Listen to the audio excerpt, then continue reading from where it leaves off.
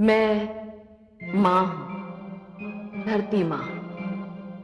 श्री राम के वियोग में सीता का जो हाल है, उसका वर्णन करने के लिए शब्द ढूंढना कठिन है। जिसकी हर सांस में उनका नाम, आंखों में उन्हीं का चित्र और मन में उनका हर घड़ी ध्यान हो, उसका उनके बिना एक पल भी बिताना मरमर के जीने के समान है। पवन सुत ने जब माता सीता को इस प्रकार बिलखते देखा तो उन्हें स्वयं भी अपने आंसू रोकना कठिन हो गया। और जब सीता को यह पता चला कि पवन सुत कौन है और क्यों आए हैं, तो हरण के उपरांत पहली बार उनके होठों पर मुस्कान खिली। मुझे विश्वास है कि इस मुस्कान की सुगंध श्री राम तक अवश्य पहुंचेगी। कौन है जिसके मुख से ये अमृतवाणी निकल रही है? कौन है जो मेरे आर्यपुत्र का नाम इतने प्रेम से ले रहा है? कौन है? तो मेरे समक्ष क्यों नहीं आता?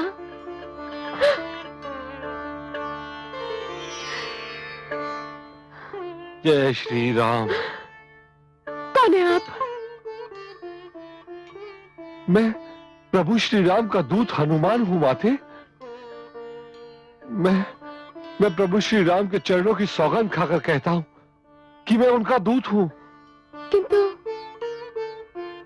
ये मुद्रिका आपके पास कैसे आई? मुझे ये मुद्रिका स्वयं श्री राम ने दी है, जिससे आप पहचान लें कि मैं उन्हीं का दूत हूं। नहीं पुत्र, तुम केवल आर्यपुत्र के दूत नहीं, आप तो मुझ अभागन के लिए आशा की संदेशवाहक बनकर आए हो। अच्छा ये तो बताओ कि मेरे आर्यपुत्र का तुम वनवासी से कैसे मिलन हुआ? माते, मैं किष्किंधा के महाराज सुग्रीव का सेवक हनुमान हूं। उनके बड़े भ्राता भाली ने उन्हें अपने राज्य से निकाल दिया। मैं अपने महाराज के साथ वन में रहने लगा और वहीं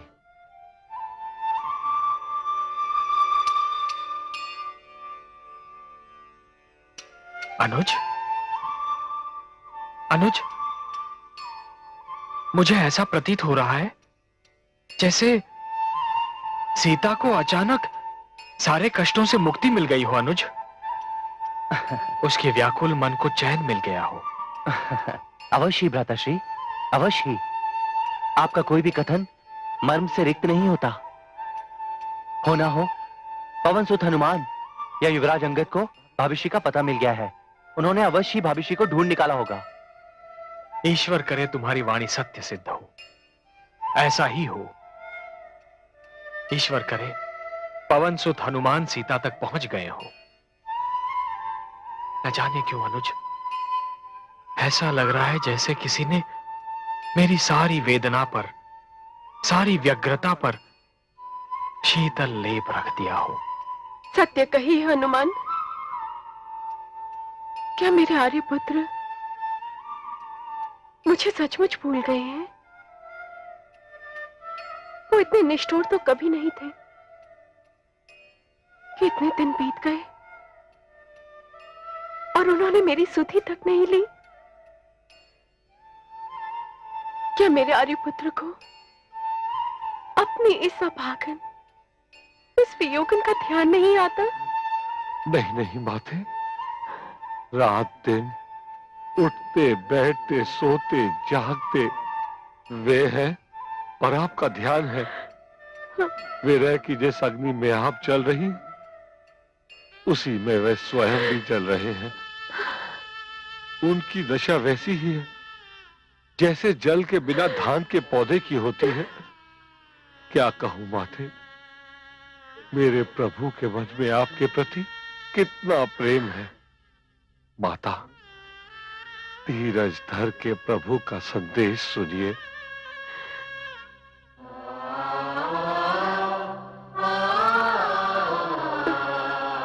सीते, धूम क्या गई, ऋतुओं का आनंद ही मुझसे रूठ गया। वृक्ष के नए कोमल पत्ते शूल के समान, रात्रि काल रात्रि के समान, शीतल चांदनी झुलसाती धूप के समान, वर्षा खौलते तेल के समान, और मंद सुगंधित पवन सर्प की विषभरी फूंकार के समान लगती है। आह सीता, तुम्हारे प्रेम के रहस्य को मेरा ही मन जानता है सीता। तुम मुझसे दूर अवश्य हो, किंतु मेरा मन तुम्हारे पास ही है। मेरे प्रभु की आपके वियोग में क्या दशा हो गई है। यदि उन्हें ज्ञात होता कि आप यहाँ अशोक वाटिका में हैं, तो वो यहाँ आने में तनिक विलंब भी नहीं करते।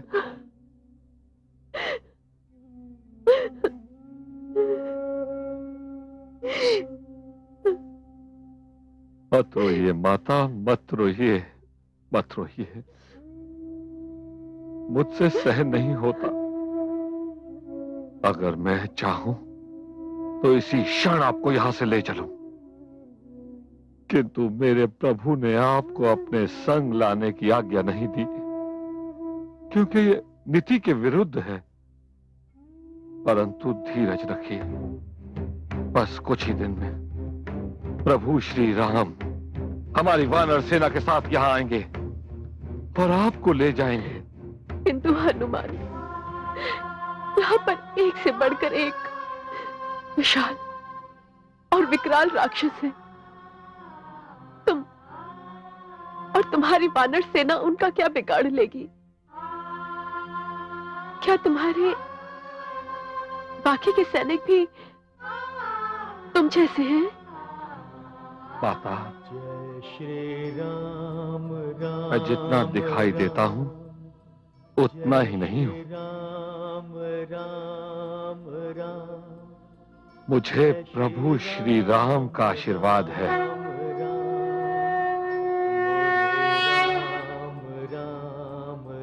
जय श्री राम।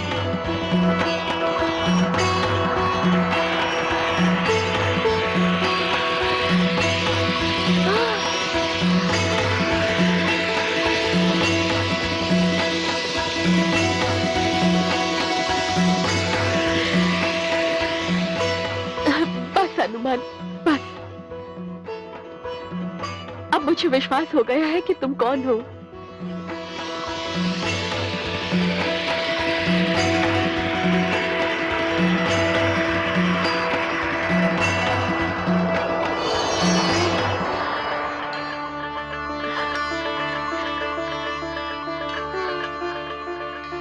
हनुमान, तुम बलशील रूपी निधि के कुबेर हो।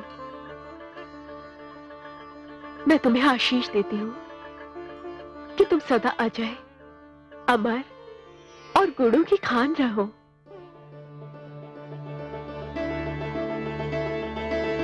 मैं कृतार्थ हुआ माता। अब शीघ्र जाओ हनुमान, और मेरे आर्यपुत्र को मेरा समाचार दे दो।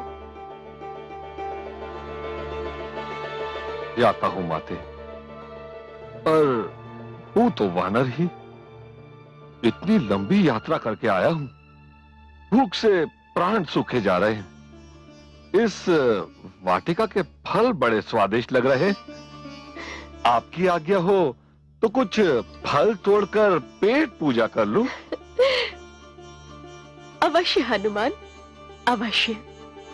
किंतु ध्यान रहे, यहाँ बड़े शक्तिशाली राक्षस हैं, उनसे सावधान रहना। आप उसकी चिंता न करें माते, मैं सबसे निपट लूंगा। आपके आशीर्वाद ने मुझे धन्य कर दिया है। अब मुझे किसी का भय नहीं है। जय श्री राम।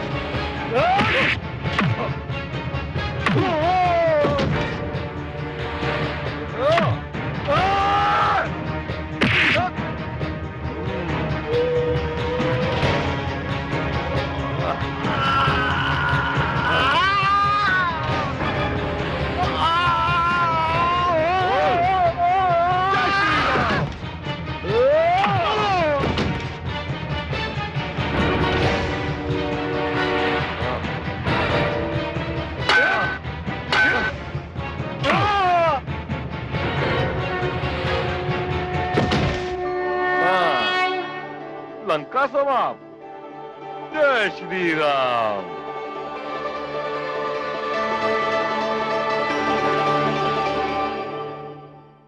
लंकेश की जय हो। पाताल लोक से शिक्षा पूर्ण करके राजकुमार अक्ष लंका लौट आए हैं और यहीं आ रहे हैं।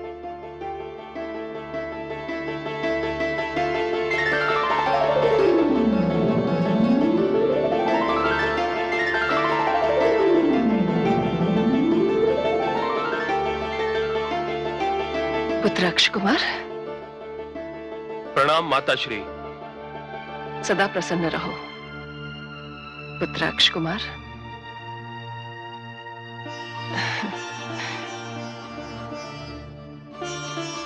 एक वर्ष के उपरांत आए हो, मेरा स्मरण भी नहीं हुआ। हुआ क्यों नहीं माता श्री, और जैसे ही हुआ आपके चरणों में आ गया।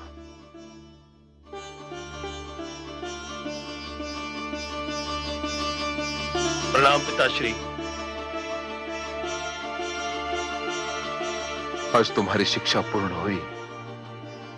मैं आज बहुत प्रसन्न हूं अक्ष। रक्षा कीजिए लंकेश, रक्षा कीजिए, रक्षा कीजिए। क्यों चिल्ला रहा है दुष्ट? एक वानर अशोक वाटिका में घुसा है, उसने सारी वाटिका उजाड़ दी है। तुम्हें लज्जा नहीं आती ऐसा समाचार सुनाते हुए? तुम इतने शक्तिशाली हो और एक तुच्छ वानर द्वारा सर्वनाश की सूचना देने आए हो, वो भी लंकेश को। तुम्हें तो चुल्लू भर पानी में डूब मरना चाहिए। वो कोई तुच्छ वानर नहीं है लंकेश, न जाने उसमें कैसी अद्भुत शक्ति है। उसने कई राक्षस सैनिकों का वध कर दिया है। पिताश्री, मैं देखता हूं ये कैसा वानर है और कितनी शक्ति है इसमें। नहीं पुत्र, तुम अभी मत जाओ, अभी अभी तो तुम आए हो। मत रोकिए इसे महारानी, मत रोकिए। मेरा पुत्र शस्त्र शिक्षा पूर्ण करके लौटा है और उसके लौटने पर मैं तो स्वयं उत्सव मनाना चाहता हूं। और यदि इसका प्रारंभ पुत्र अक्ष द्वारा एक दुष्ट वानर के वध से ही हो तो उससे उचित और क्या हो सकता है। जाओ पुत्र, और जाकर उस वानर का वध कर दो। प्रणाम पिताश्री।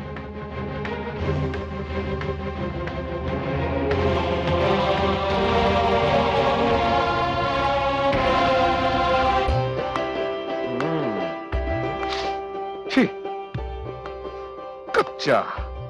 हाँ?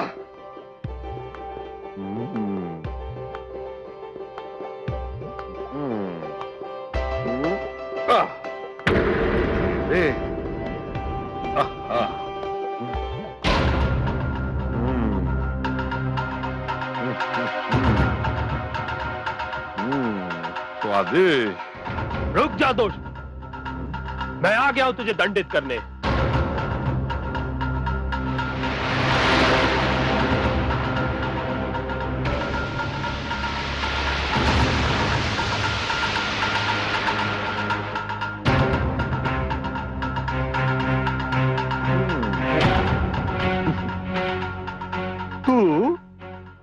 तू मुझे दंडित करेगा शिशु? तेरे मुख से तो अभी दूध की सुगंध आ रही है। अरे तू है कौन? मैं लंकेश पुत्र अक्ष हूं धूर्त। ओह, तो तू रावण का पुत्र है। वो स्वयं नहीं आया, तुझे भेज दिया। जा अपने पिता को भेज बालक, तू जाके खेल। तेरे अभी खाने खेलने के दिन हैं। संभाल दुष्ट, 2 पल में तुझे पता चल जाएगा कि कौन बालक है और कौन योद्धा।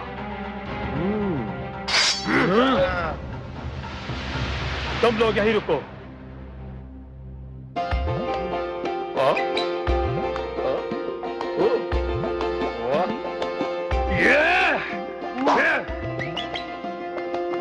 आजा आजा। तू नाच क्यों रहा है धूर्त? ओ, तुझे मेरा नाच दिखाई दे रहा है, अपने सर पर काल नाचता दिखाई नहीं दे रहा। यदि तुझे मेरे हाथों ही परलोक जाना है तो यही सही। आ आ आ आ आ आ।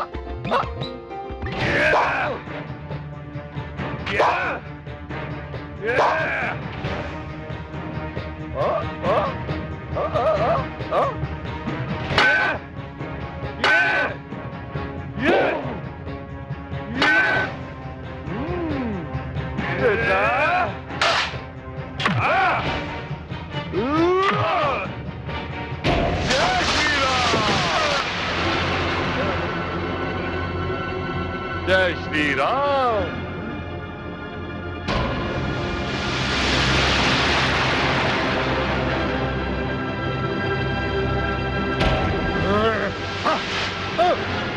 जाओ कायरो जाकर रावण से कहो कि मैं उसकी प्रतीक्षा कर रहा हूं।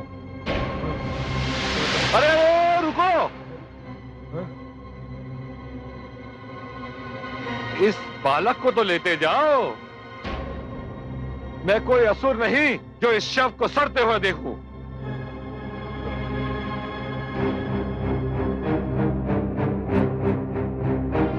ले जाओ।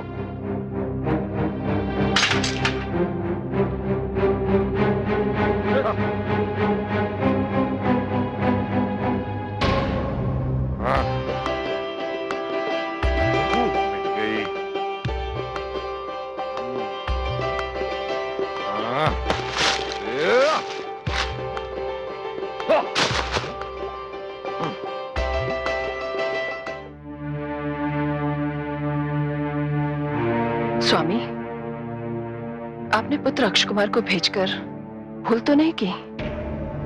क्यों? बहुत समय व्यतीत हो गया, मुझे बहुत चिंता हो रही है। अक्ष कुमार अभी तक नहीं लौटा। महारानी, वो मेरा पुत्र है, लंकेश का पुत्र। कार्य पूर्ण किए बिना वो कदापि नहीं लौटेगा। पिताश्री, कहाँ है मेरा अनुज अक्ष? मैंने सुना है कि वो शिक्षा ग्रहण करके लौट आया है। फिर कहाँ है वो? पुत्र मेघनाथ, एक दुष्ट वानर ने अशोक वाटिका उजाड़ दी। वो उसी को दंडित करने गया है। बस आता ही होगा।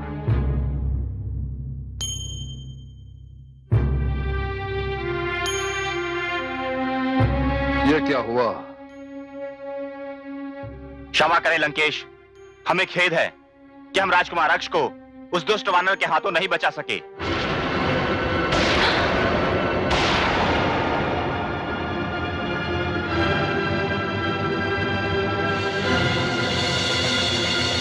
नहीं,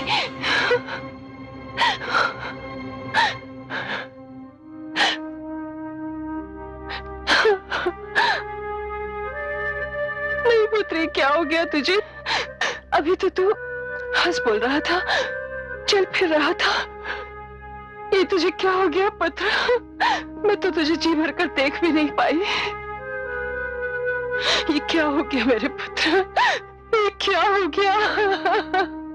ये क्या हो गया मेरे पुत्र? ये क्या हो गया?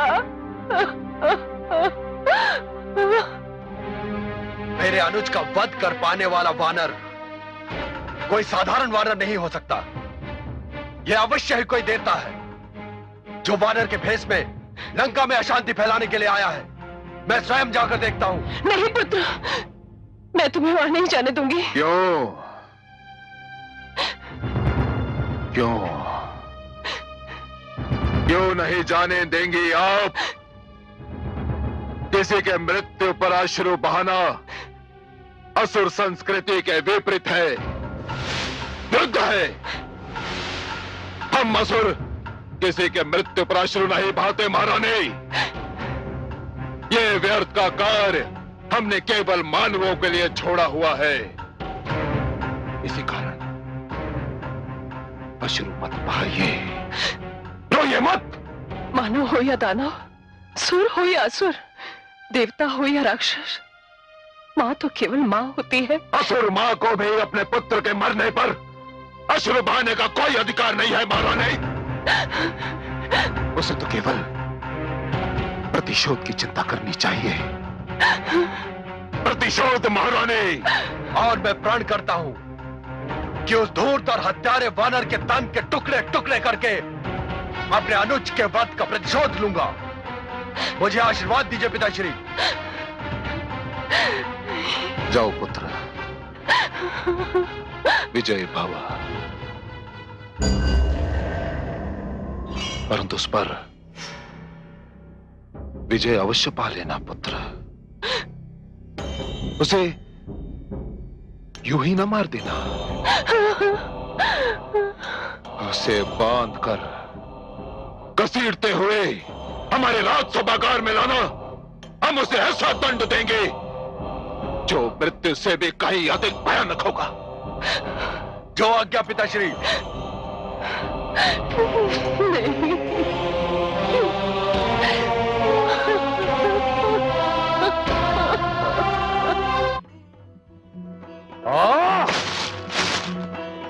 वो मेरे समक्ष क्यों नहीं आता? जिसने मेरी माता का अपहरण का दुस्साहस किया, मैं उसकी छाती रोड़ना चाहता हूं। वो कायर कहां छुपा हुआ है?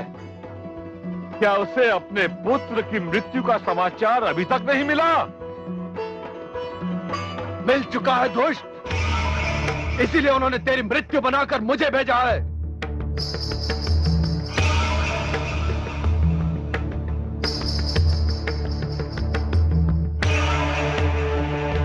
तू कौन है रे? मैं वो हूं जिसने देवराज इंद्र को पराजित करके इंद्रजीत की उपाधि प्राप्त की है। मैं वो हूं जिसके नाम से रणभूमि हर्राती है। मैं वो हूं जिसके शत्रुओं ने उसे काल का दूसरा नाम समझा है। रावण पुत्र युवराज मेघनाद हूं मैं। अब तू अपना परिचय दे। मैं किसी को जाने बिना उसका वध नहीं करता। अच्छा, ये बात है तो सुन। तूने देवराज को अवश्य पराजित किया होगा, परंतु मैं प्रभु श्री राम का सेवक हूं। मुझसे लोहा लेना तुम्हें बहुत भारी पड़ेगा युवराज मेघनाद। युद्ध में बातें करना समय नष्ट करना होता है, और समय नष्ट करने से मुझे घृणा है। जय श्री राम।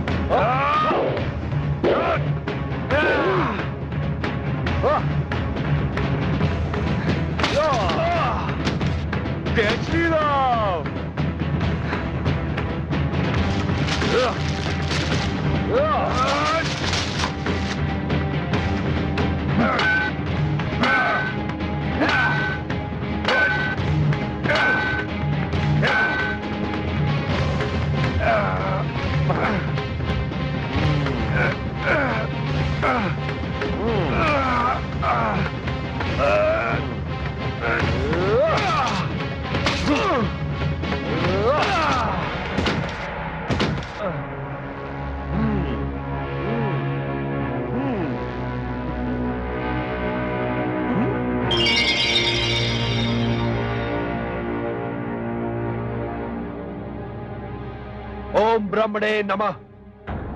ओम ब्रह्मणे नमः। ओम ब्रह्मणे नमः।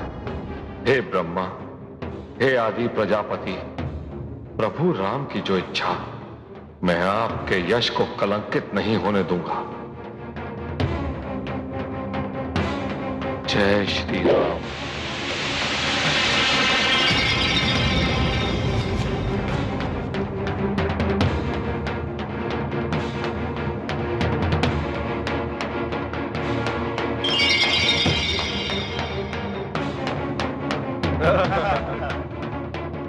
सैनिकों, ले चलो इसे लंकेश के दरबार में।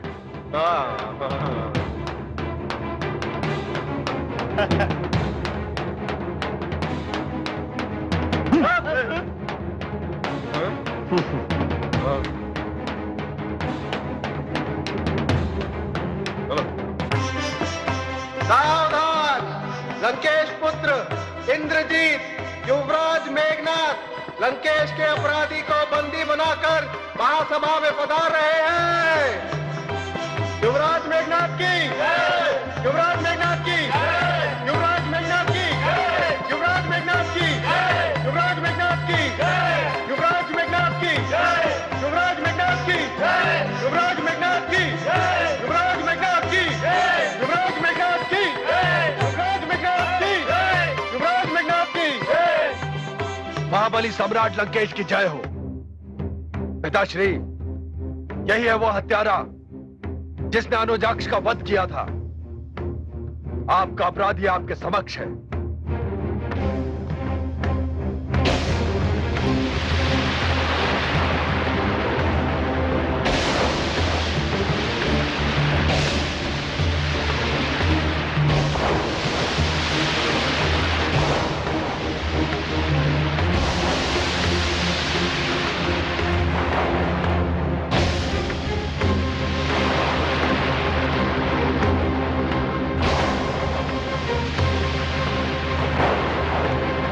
लंकेश, तुम्हें अपने पुत्र की शक्ति पर बड़ा गर्व है। इस भ्रम में मत रहना कि तुम्हारा पुत्र मुझे नागपाश में बांध के लाया है। यदि मैं चाहता तो इस ब्रह्मास्त्र को वही रोक सकता था, परंतु इसमें ब्रह्मा जी का अपमान होता, उनका यश कलंकित होता। इसीलिए मैं स्वयं की इच्छा से यहां आया हूं।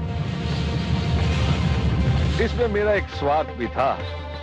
मैं देखना चाहता था कि कौन है वो अभिमानी रावण जिसने मेरी माता सीता का अपहरण किया। देखो मेरी शक्ति। जय श्री राम, जय श्री राम। कौन है तू? सबसे पहले अपना नाम बता। संसार मुझे पवन पुत्र हनुमान कहकर पुकारता है, परंतु मैं स्वयं को प्रभु श्री राम का सेवक मानता हूं और इस समय तुम्हारे समक्ष रघुकुल नंदन श्री राम का दूत बनकर आया हूं। मैं समझता हूं कि इस समय इतना ही परिचय पर्याप्त है। बड़ा लज्जाहीन और अपमानजनक है तेरा स्वर। कदाचित तूने रावण, लंकापति रावण, लंकेश रावण का नाम नहीं सुना। सुना है। जब से लंका आया हूं, रावण का नाम सुन सुनकर मेरे कान पक गए। इससे पहले भी मैंने तुम्हारा नाम सुना था और यह भी सुना था कि तुम बहुत प्रतापी राजा हो, परंतु यहां आकर ऐसा लगा कि इस प्रतापी राजा को राजनीति का ज्ञान ही नहीं। क्या बक रहा है तू? ठीक ही तो कह रहा हूं। मैंने तुम्हें अपने पद से अवगत करा दिया, बता दिया कि मैं दूत हूं, पर तुमने अभी तक ना मेरे आसन का प्रबंध किया और ना ही मुझे बैठने के लिए कहा।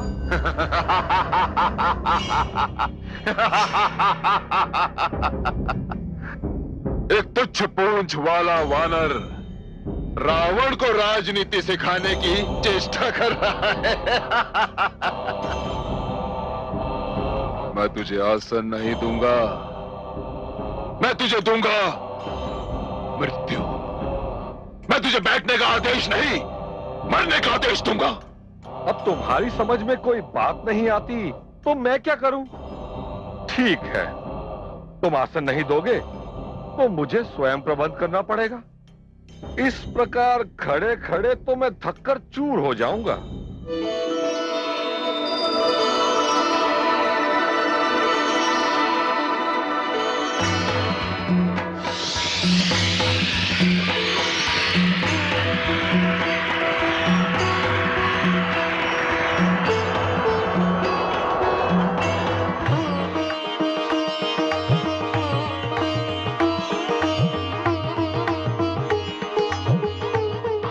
बोलो लंकेश, अब हम एक दूसरे को भली भांति देख भी सकते हैं और सुन भी सकते हैं। मैं तुम्हारा लंका आने का कारण जानना चाहता हूं वानर। मैं ये जानना चाहता हूं कि तुमने मेरी सुंदर अशोक वाटिका क्यों उजाड़ दी, और सर्वप्रथम मैं ये जानना चाहता हूं कि तुमने मेरे प्रिय पुत्र अक्षय कुमार का वध क्यों किया। आने का कारण तो मैं बता चुका हूं, किंतु फिर सुन लो। जो तुम जैसे पापियों को उचित शिक्षा और दंड देते हैं, जिन्होंने शिव का धनुष तोड़ा है, जिन्होंने खर, दूषण, त्रिशरा और बाली जैसे महायोद्धाओं का वध किया, मैं उस प्रभु श्री राम का दूत हूं, जिनकी पत्नी को तूने छल से अपहरण किया और अशोक वाटिका में बंदी बनाकर रखा है। बड़े डींगे हाँक रहा है अपने स्वामी की वीरता की। मुझे विश्वास है कि तुझे रावण के बल का कोई अनुमान नहीं। कौन कहता है कि मुझे रावण के बल का अनुमान नहीं? वही महाबली रावण ना, जिसे सहस्त्रबाहु ने रण क्षेत्र में कपास की भांति धुनकर रख दिया था। वही रावण ना, जिसे बाली 3 मास तक कांख में दाबे घूमता रहा। बस बस वानर बस। यदि तू मेरा बंदी नहीं होता तो इसे क्षण तेरी जीभ काट कर यहां फेंक देता। तुझे तेरे अपराधों का दंड अवश्य मिलेगा वानर, अवश्य मिलेगा। कैसा अपराध? वानर हूं, भूख में सताया तो वाटिका से थोड़े से फल तोड़कर खा लिए, तो ये कौन सा अपराध है? हाँ, इस कार्य में कुछ डालियां अवश्य टूट गई। फिर तुम्हारे सैनिकों ने मुझ पर आक्रमण कर दिया, मैंने अपना बचाव किया, उन्होंने मुझे मारा, मैंने उनकी पिटाई की। अक्ष कुमार को मैंने बहुत समझाया कि लौट जाए, पर वो नहीं माना। मुझसे भिड़ गया तो मैं क्या करता? अरे मार डालो इसे, इस क्षण इसके शरीर के टुकड़े टुकड़े कर दो। अरे देख क्या रहे हो, मार डालो इसे। जय श्री राम।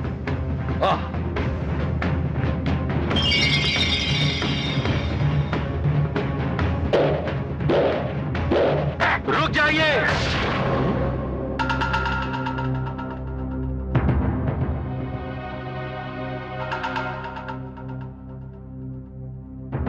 ठहर जाइए। ये क्या कर रहे हैं आप लोग?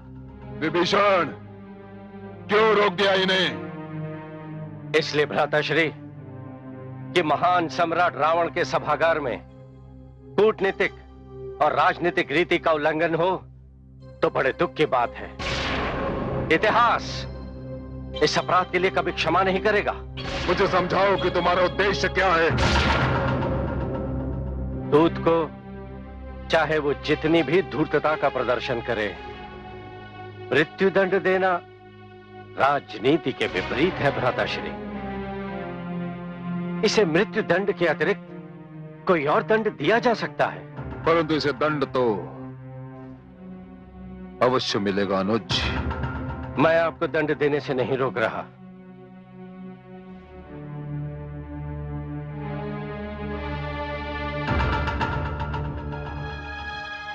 अनुज,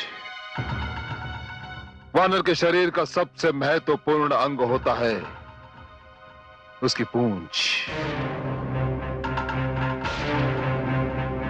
उसे अपनी पूंछ बहुत प्यारी होती है। इस वानर को भी यही दंड मिलना चाहिए। इसके पूंछ के साथ तेल में भीगा कपड़ा बांधकर उसमें आग लगा देनी चाहिए। इसे भी आनंद आएगा और जब भी अपनी पूंछ गवाकर अपने स्वामी के पास पहुंचेगा तो उसे भी बड़ी प्रसन्नता होगी। सैनिकों, इसकी पूंछ पर कपड़ा बांध दो और उसमें आग लगा दो। जो आज्ञा।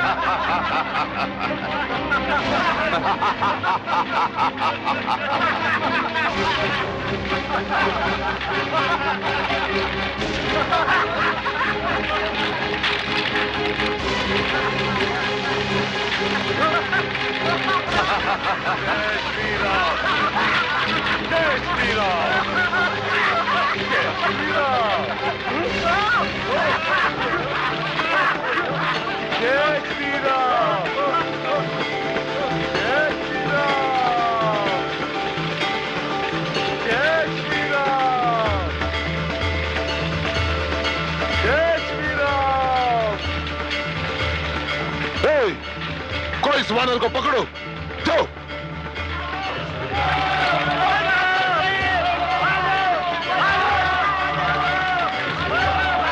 जय श्री राम।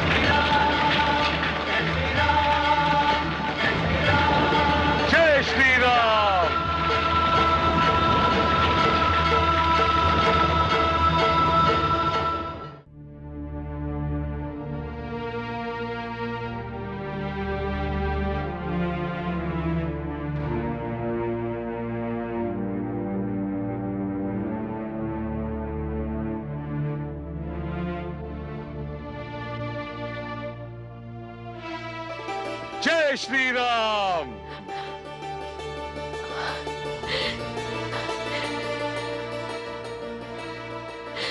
पुत्र,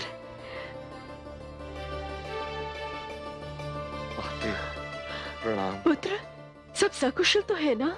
मैं तो सकुशल हूँ, परंतु लंका वासियों की कुशलता नहीं है। मैंने लंका का दहन कर दिया है माते, और अब मेरा यहां से जाने का समय आ चुका है। आज्ञा दीजिए। पुत्र, तुम आए थे तो मेरे मन में प्रसन्नता छा गई थी।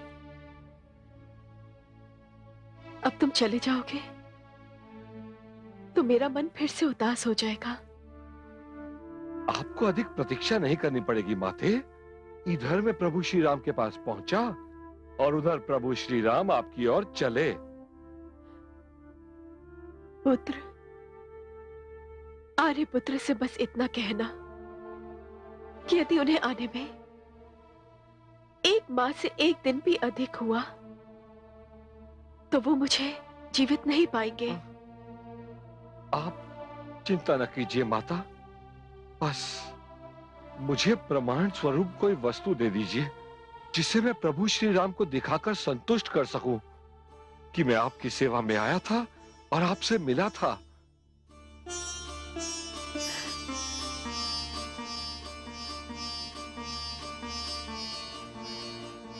ये लो पुत्र, इसे देखते ही आर्यपुत्र पहचान जाएंगे। आज्ञा माते। जय श्री राम।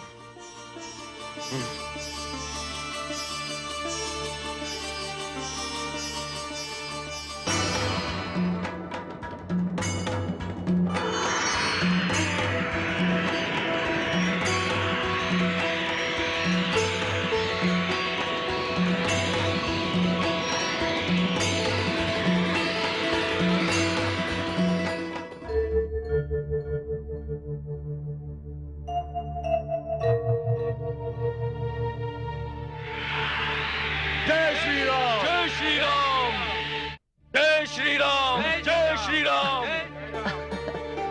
भ्राताश्री, भ्राताश्री पवनसुत लौट आए। भ्राताश्री, मुझे पूर्ण विश्वास है कि उन्हें भविष्य का पता चल गया होगा, अन्यथा पवनसुत लौट कर नहीं आते।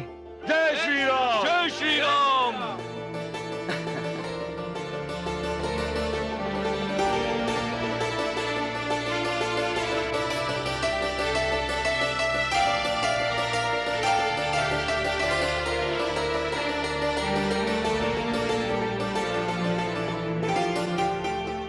सब कुशल तो है पवनसुत? जहां प्रभु श्री राम हो वहां सब कुछ कुशल ही होगा। शीघ्र बताओ पवनसुत, क्या समाचार लाए?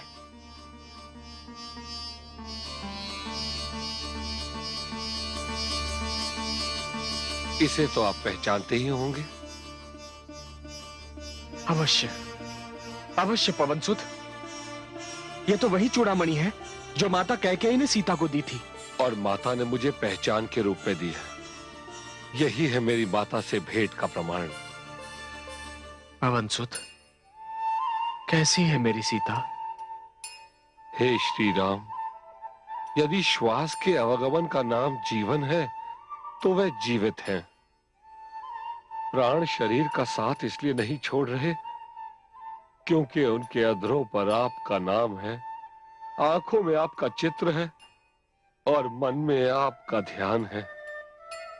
परंतु उन्होंने कहा है कि यदि आपको उनके पास आने में 1 माह से अधिक विलंब हुआ तो वो अपने प्राणों को शरीर छोड़ देने का आदेश देने पर विवश हो जाएंगी।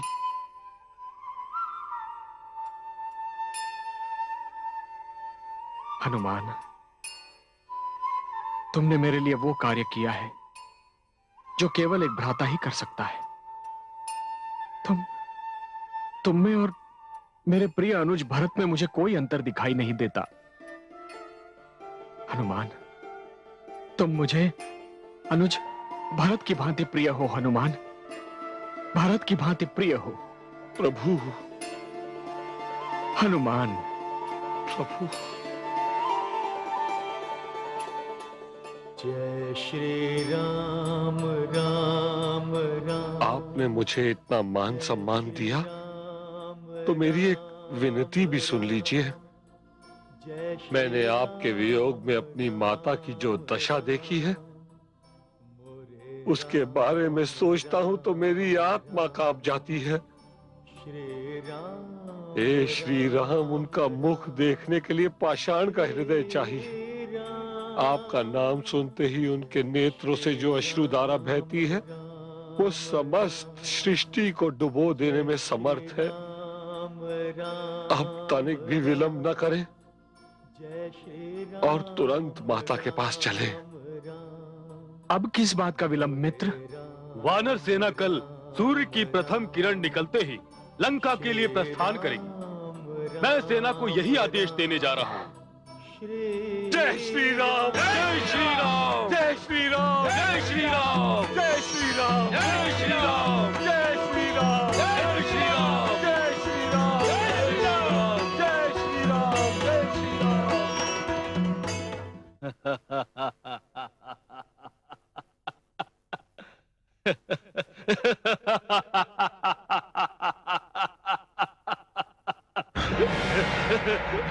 बेकौल, तूने मेरी निद्रा में विघ्न डाल दिया। ये कोई हंसने का समय है? तू सत्य कहता है। ये मेरे हंसने का समय नहीं, तेरे रोने का समय है। तेरा अंत तेरा पता पूछकर घर से निकल खड़ा हुआ है। मैं उसके पैरों की चाप सुन रहा हूं। तेरी ओर बढ़ता हुआ उसका हर पग तेरे जीवन का एक क्षण कम कर रहा है। संभल जा। बस।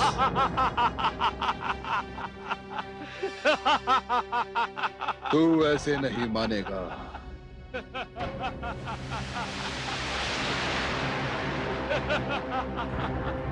ऐसे नहीं मानेगा तू।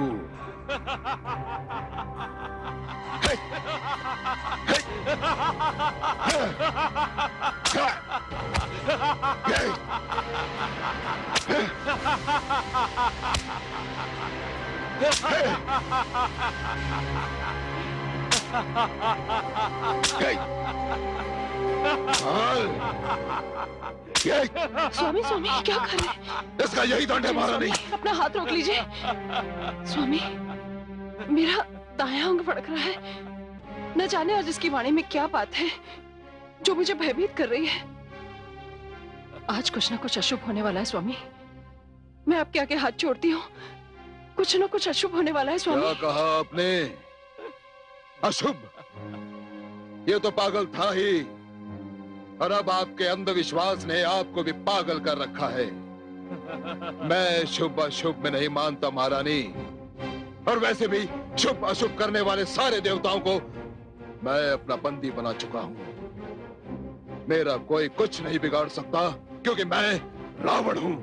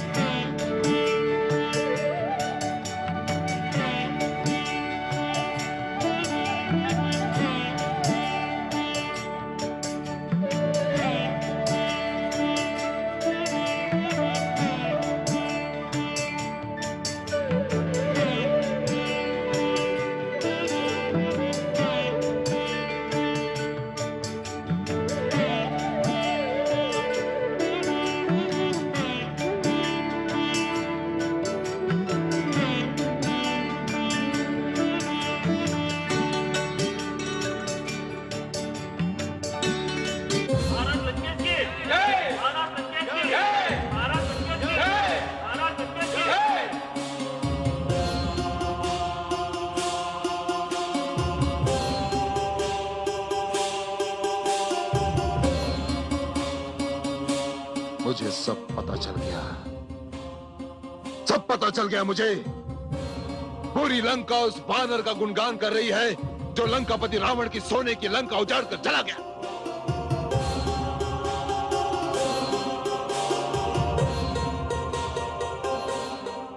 किसी को नहीं छोड़ूंगा। मैं किसी को क्षमा नहीं करूंगा। उन्हें ऐसा दंड दूंगा जो उन्हें सदैव स्मरण रहेगा। अमर लंकेश की जय हो। गुप्तचर समाचार लाए हैं कि वानरों की विशाल सेना ने सिंधु सागर के तट पर डेरा डाल दिया है और वहीं जमी रहेगी। सेना कितने भी विशाल क्यों ना हो, किंतु वह सिंधु सागर को पार नहीं कर सकती।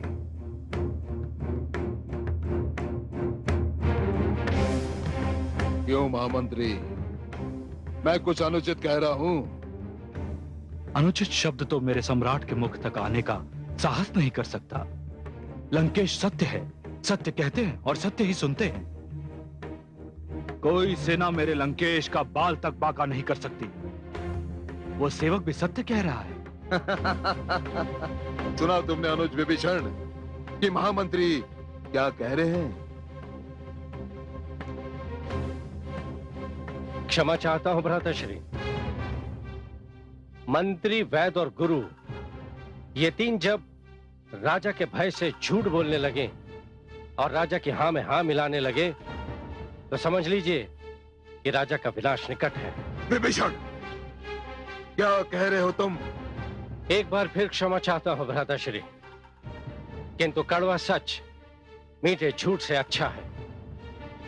एक ही वानर और लंका का सर्वनाश करके चला गया। मैंने तो सुना है भ्राताश्री कि सिंधु तट पर जो सेना एकत्रित हुई है उसमें अनगिनत ऐसे ही शक्तिशाली वानर हैं। उनसे भिड़ना उचित न होगा। तो तुम्हारा परामर्श ये है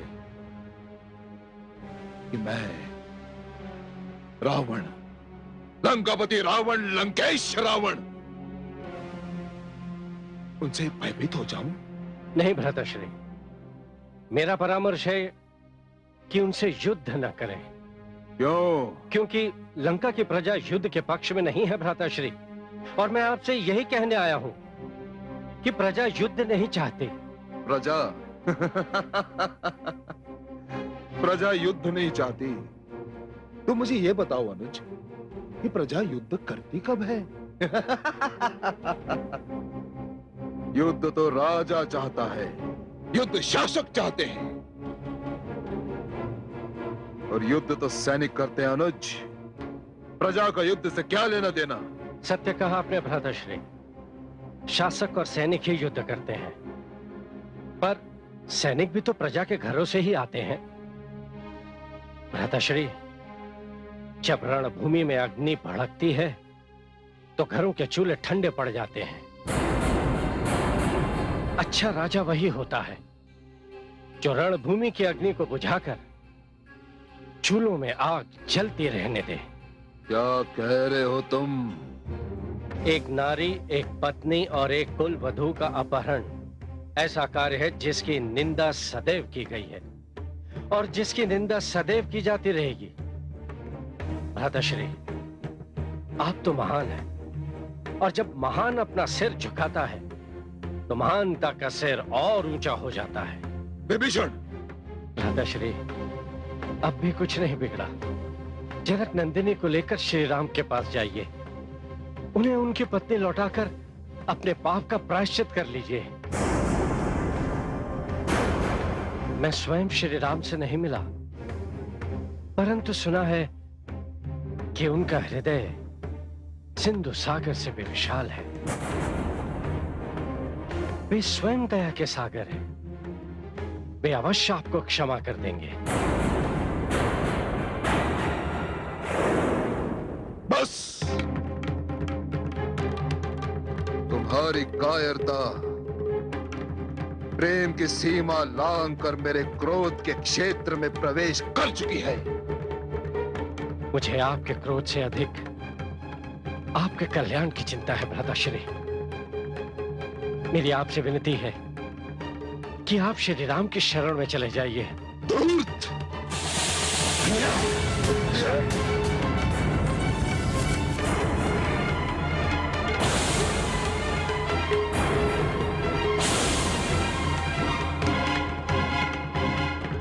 मुझे एक तुच्छ मानव के शरण में जाने का परामर्श दे रहा है तू? जा तू चला जा उसकी शरण में। मेरा दिया खाता है और उस राम के गुण गाता है तू। आप बड़े हैं, आपने मुझ पर चरण प्रहार किया, मैंने बुरा नहीं माना, किंतु भ्राताश्री, काल की आप पर कुदृष्टि पड़ चुकी है। बस विभीषण, मौन हो जा, मौन हो जा और निकल जा यहां से। निकल जा मेरी लंका से, निकल जा मेरे जीवन से, निकल जा मेरे परिवार से, बस निकल जा यहां से। आज के उपरांत मैं तेरा शुभ मुख कभी नहीं देखूंगा, और यदि तूने अब अपने मुख से एक शब्द भी निकाला तो वो शब्द तेरे जीवन का अंतिम शब्द होगा विभीषण।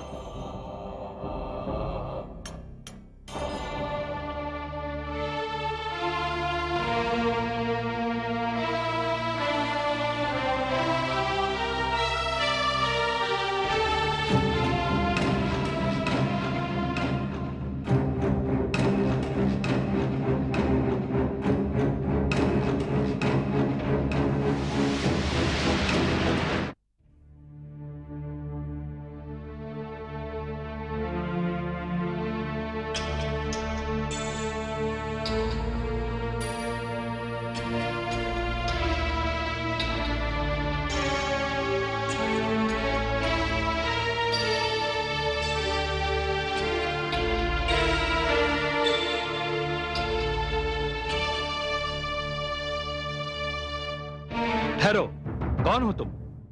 मैं लंकापति रावण का अनुज विभीषण हूं मित्र। रावण का अनुज? तुम सत्य कह रहे हो? हाँ मित्र, मेरे साथ मेरी पत्नी और पुत्र भी हैं।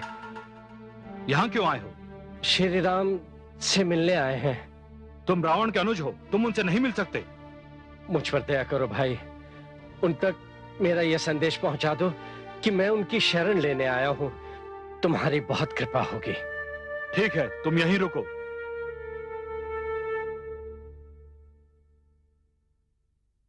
महाराज सुग्रीव की जय हो। लंका से रावण के अनुज विभीषण अपनी पत्नी और 2 पुत्र सहित आए हैं। वो श्री राम से भेंट करना चाहते हैं। रावण का अनुज? वो यहां क्यों आया है? उनका कहना है महाराज, वो श्री राम से शरण लेना चाहते हैं। असंभव। रावण के अनुज को शरण की क्या आवश्यकता? अवश्य वह छल कर रहा है। रावण का गुप्तचर है जो शरणार्थी होने का ढोंग कर रहा है। छल और कपट तो इन राक्षसों का धर्म है। वो यहां भी वही कुछ करने आया है। कहीं हम प्रतिक्रिया व्यक्त करने में शीघ्रता तो नहीं कर रहे हैं? मैं सहमत हूं। जहां तक मेरे अनुभव का प्रश्न है तो मैं केवल ये कह सकता हूं कि सारी लंका में मुझे एक विभीषण ही दिखाई दिए जो वेदांती हैं।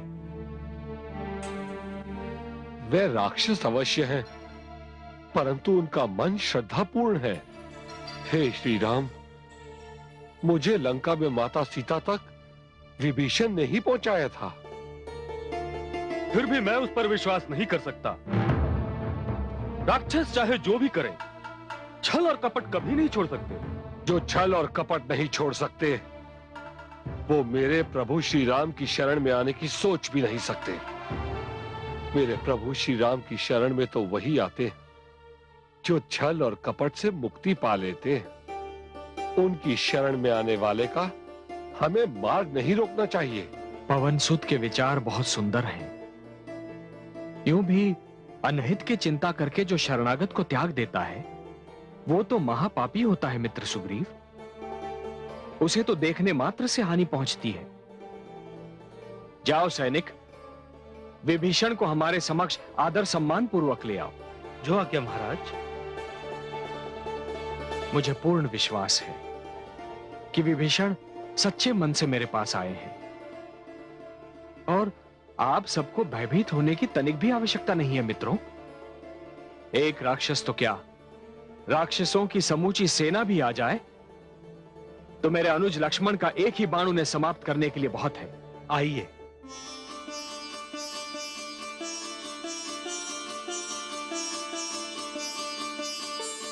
जय श्री राम। जय श्री राम राम राम। शरण दीजिए प्रभु, शरण दीजिए प्रभु।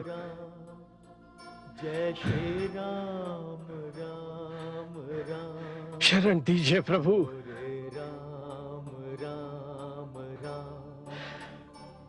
मेरे अहोभाग्य प्रभु, आज मैं उनके दर्शन कर रहा हूँ जिसका ध्यान मात्र संसार के समस्त दुखों से मुक्ति दिला देता है। हे कृपा निधान, आपके दर्शन के प्यासे ये नेत्र आज अपने भाग्य पर जितना भी गर्व करें उतना कम है। मुझे अपनी शरण में ले लीजिए प्रभु। तुम मेरी शरण में हो लंकेश। नहीं प्रभु, मैं लंकेश नहीं हूं, मैं तो उनका अनुज हूं। अनुज लक्ष्मण, आज्ञा भ्राताश्री। तनिक समुद्र से थोड़ा जल ले आओ। जो आज्ञा भ्राताश्री।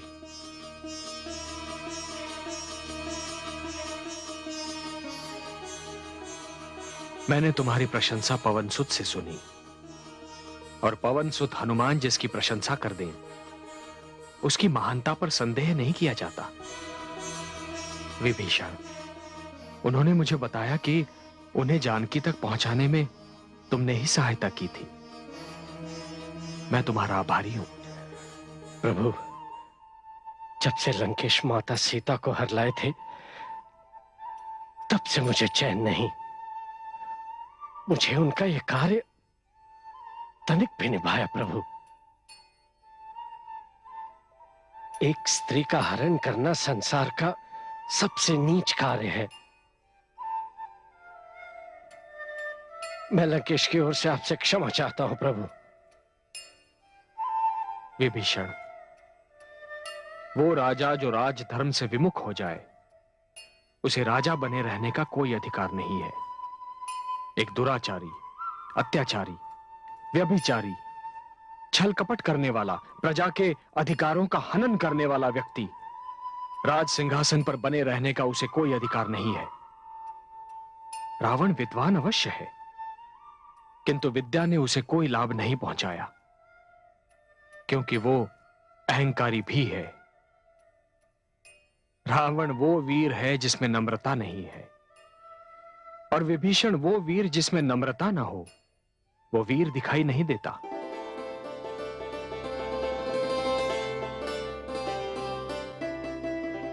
भ्राताश्री, ये जल। विभीषण, लंका के सिंहासन के लिए रावण योग्य व्यक्ति नहीं है।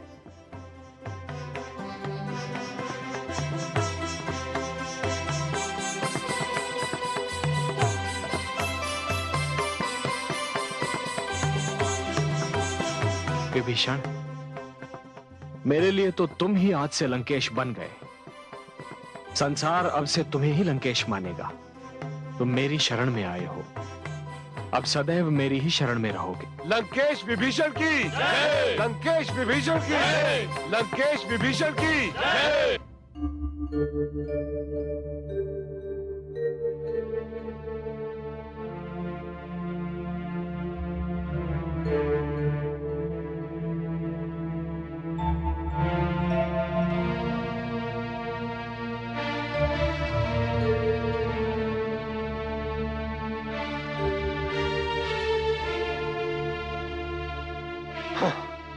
मैं चाहूं तो एक एक करके अपने सारे सैनिकों को सागर पार ले जाऊं, परंतु इसमें कम से कम 1 मास लग जाएगा और समय ही हमारे पास नहीं है। मेरे मित्र ने तुमको लंका का राजा बनाकर इतना बड़ा उपकार किया है विभीषण, तुम्हें भी तो इस महान उपकार का कुछ मूल्य चुकाना चाहिए। मैं तो अपने प्रभु राम का दास हूं। मेरी तो बस एक ही कामना है कि कोई ऐसी घड़ी आए कि जब मेरी भक्ति और श्रद्धा की परीक्षा हो और मैं ये सिद्ध कर सकूं कि जो मेरी जीभा पर है वही मेरे मन में है। विभीषण जी, तो फिर हमारी सागर पार करके लंका तक पहुंचने की समस्या का समाधान कर दीजिए। प्रभु, इतनी छोटी सी बात आपको कैसे चिंतित कर सकती है? सागर तो आपके कुलगुरु हैं। यदि आप उनसे प्रार्थना करें तो वो स्वयं आपको कोई उपाय बता देंगे। क्षमा कीजिएगा विभीषण जी, जो लोग देव देव पुकारते रहते हैं वो आलसी और कायर होते हैं।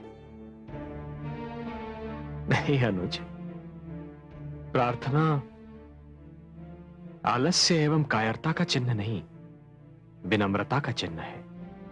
और विनम्रता मानव का सर्वश्रेष्ठ गुण है। लंकेश, विभीषण का विचार उत्तम है। मैं अभी सागर देव का आवाहन करने जा रहा हूं।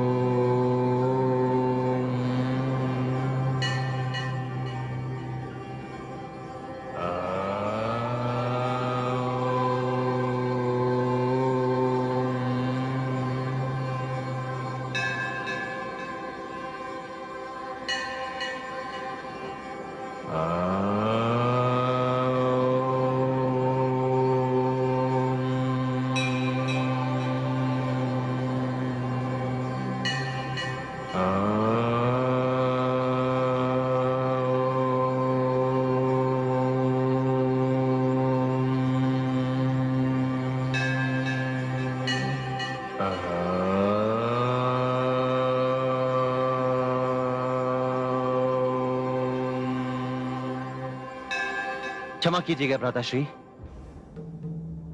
विनम्रता की भी कोई सीमा होती है।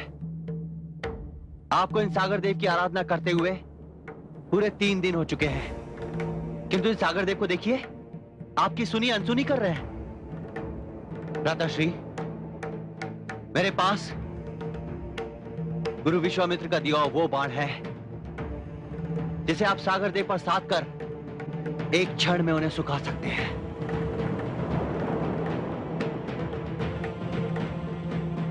ये लीजिए भ्राताश्री, साधिए इसे सागर देव पर।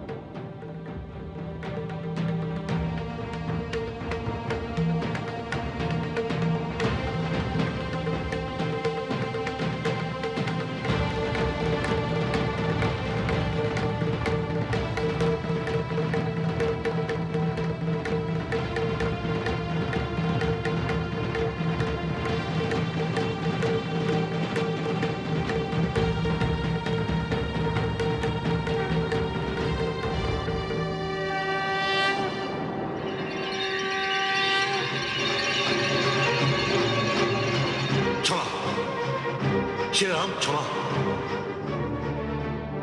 क्षमा श्री राम क्षमा।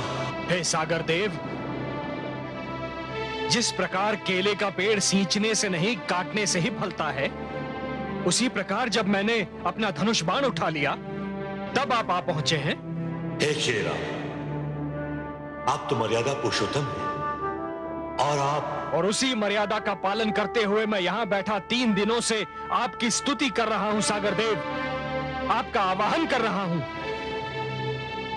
मर्यादा यही कहती है कि यदि कोई याचक दीन होकर सहायता की याचना करने चला आए तो उसकी सहायता करने में 3 पलों का भी विलंब नहीं होना चाहिए। हे मर्यादा पुरुषोत्तम, आपने सत्य कहा। मैं लाख विशाल सही, किंतु मेरे जल में तो लवण भरा है। सभी प्यासे जानते हैं, इसलिए मेरे द्वार पर कोई भी अपनी प्यास बुझाने नहीं आता। मुझे आने में विलंब हुआ, यह उसी लवण का प्रभाव था। मेरे अंतर में तो रत्न भरे पड़े हैं, किंतु कालकूट विष भी मेरे ही अंतर में था। मुझे क्षमा करें, आपके बाण से मेरी विशालता समाप्त हो जाएगी। मैं जलकर सूख जाऊंगा और आपकी सेना पार उतर जाएगी।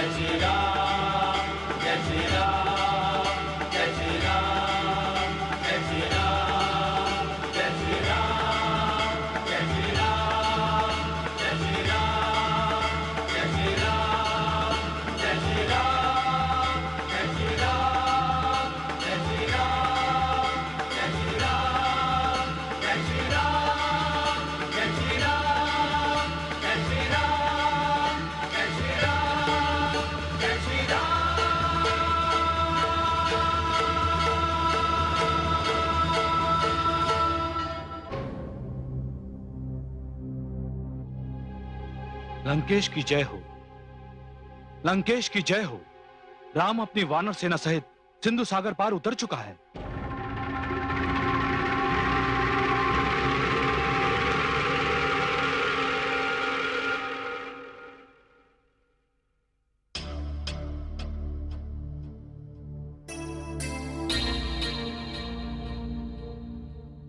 भ्राताश्री, अब क्या विलंब है? हमें तुरंत लंका पर आक्रमण कर देना चाहिए। मैं सुमित्रा नंदन से सहमत हूं मित्र। मेरी सेना भी युद्ध के लिए तैयार है। नहीं मित्र, मैं रावण को एक और अवसर देना चाहता हूं। मैं फिर से एक बार रावण के पास अपना दूत भेजूंगा। किंतु भ्राताश्री, आपने पवनसुत को अपना दूत बनाकर उसके पास भेजा था, क्या परिणाम निकला? कुछ भी नहीं ना। यदि आप फिर से उसके पास अपना दूत भेजेंगे तो वो हमें कायर समझेगा। रावण यदि मुझे कायर समझकर युद्ध नहीं करता तो मुझे उससे कोई अंतर नहीं पड़ता लक्ष्मण। युद्ध विनाश है, रक्तपात है, हानिकारक है, मानवता के लिए दुखदाई है। एक युद्ध का प्रभाव मिटते मिटते शताब्दियां बीत जाती हैं लक्ष्मण।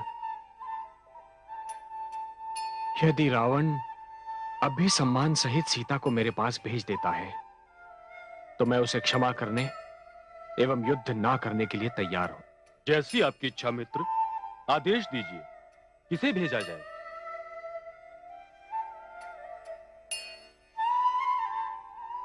मेरे विचार में युवराज अंगद ही इस कार्य के लिए सबसे उचित है। मेरे अहोभाग्य, जो आपने मुझे चुना, मुझे आशीष दीजिए प्रभु। यशस्वी भव, यशस्वी भव।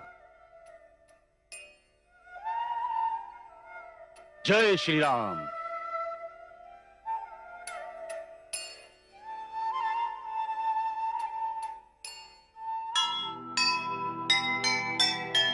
जाकर रावण से कहो, कर ले भूल सुधार। सीता को कर दे विदा, रुके महासंहार। अवसर देता हूँ से कहो बचा ले प्राण, वरना छोड़ेंगे नहीं उसे राम के बाण, उसे राम के बाण।